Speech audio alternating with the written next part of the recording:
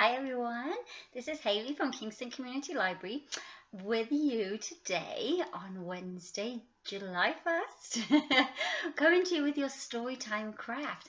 Now, if you were a Storytime today, you will know that our theme of the week is magical creatures. So I thought it'd be fun today to make our very own magical creature. And if you've signed up for our Magical Creatures Salt Dough program tomorrow, you kind of get a sneak preview of what we're going to do tomorrow. Okay, so all you need for this program, and if you've been tuning in every week, you'll know that we're trying to use items that you only have in the home so that you guys don't need to go out shopping or go and buy anything. You should have all this stuff in. So let me show you what you're going to need. You're going to need some flour, which I think mums and dads will have in, and some salt and water, and that is all we need because we're going to be creating salt dough magical creatures. All right, so what you need to do is, this is a ½ cup measure, we're going to need 2 cups. Grab a bowl. We're going to need 2 cups of flour, so I'm going to measure 2 cups of flour, which is 4 ½ cups. 4. And then we're going to need 1 cup of salt. So I'm going to measure 2 of these, which will make 1 cup because 2 halves make 1, right? 1 whole. So I'm going to do that. And then all we're going to do is we're slowly going to add water into our mixture to make the dough.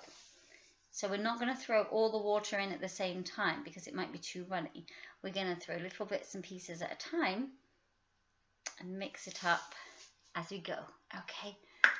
You might want to grab a spoon, which I forgot. 1 second. Lucky I'm in my kitchen, right? Right next to my drawer. Okay, so I have got my, don't know how well you can see, but I've got my flour and my salt. And I'm going to give it a good mix. And then I'm going to slowly start adding the water. Okay, so I have a cup of water in here. And I'm just going to add a little bit at a time. I just added ½ a cup, and then I'm going to mix it in. Soon, you're going to have to get those fingers sticky because we're going to have to put our hands in to make it into a dough. So it still looks quite dry. I'm not sure how well you can see. So I'm going to add a bit more water. And then I think I'm going to have to get my hands messy. Take my ring off. All right, here I go. Ready to get sticky hands. Ready? It's stuck on my spoon. Yeah. All right. So I'm going to get my hands in. Ooh. Ooh. This is actually the fun part. I think you guys will like getting messy, getting your hands stuck in there. And what you're trying to do is you're trying to make it into a dough. Can you see? So this is why we don't want to add too much water at one time. And mine's still quite dry, so I am actually going to add a little bit more water. I added all my water. I might need some more. Okay. Feels a bit sticky.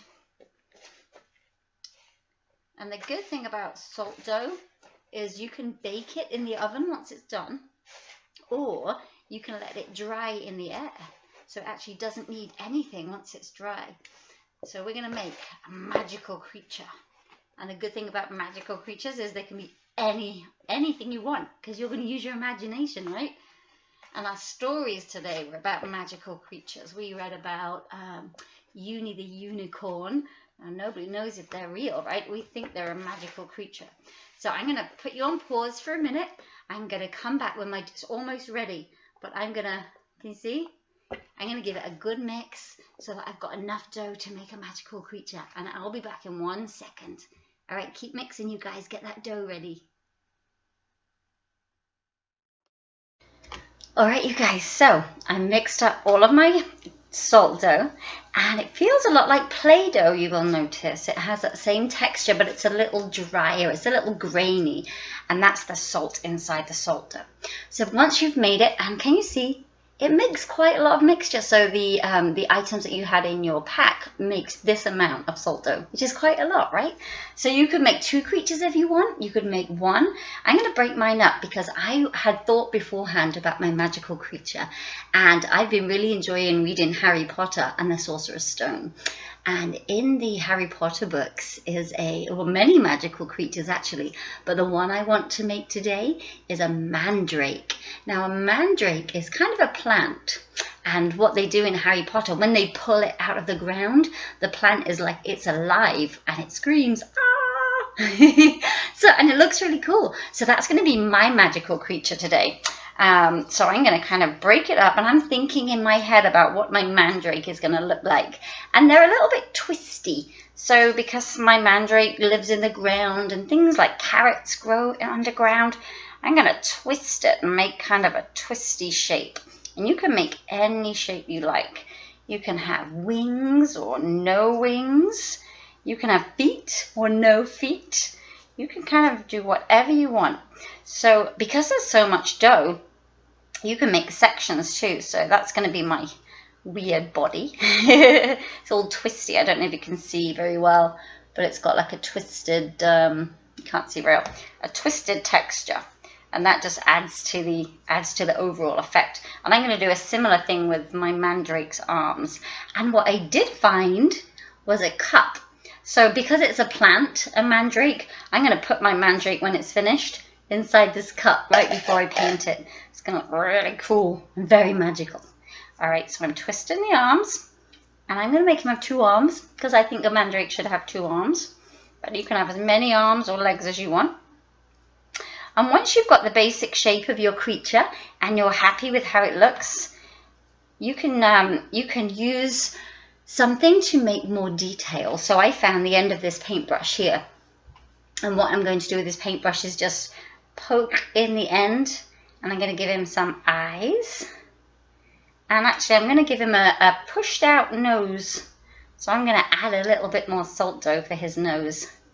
And I'm going to give him 2 nostrils so that you know he's a mandrake. And I'm also going to use this paintbrush to give him a face. I think he's going to be grumpy, because if you see Harry Potter, or if you read the books, the mandrakes are a little grumpy. So I'm going to show you. I don't know what good my light is. Can you see his grumpy face? So I'm going to keep working on my mandrake. And what you need to do with this salt dough is you can do 2 things. So I'm just going to pop him there for a minute. And I'm going to post a picture on the library Padlet afterwards to show you the finished item. So once you're happy with your salt dough creature, you can do 2 things. You can either leave it to air dry, but you don't want it too warm as the dough begins to kind of get a little bit melty. We tried to leave our example out in the sun, and it just melted. So you don't want to do that. You need to leave it in quite a cool, dry area and leave it for a couple of days, and it will dry, and then you can paint it. The other option is to cook it. So you don't want to burn it. You're just going to cook it on a very low heat, maybe 300, 325 for about 40 minutes. And if it starts to brown, that's okay. The point is just we're trying to dry it out so that we can paint it. And the salt inside makes a good preservative, so it's going to last for a long time. All right. So here's my mandrake. I'm going to pop him in a cup, and I'm going to add some more detail, and then I will put a picture. I'll post a picture later after the video so you can see what he looks like when I've finished. All right, you guys, and that is it. All you need is some flour, some salt, some water, and some kind of tool to add your detail. Leave it to dry, paint it, and then upload a picture on our library Padlet. Thanks for watching. I will see you next preschool story time. Take care, you guys. Bye.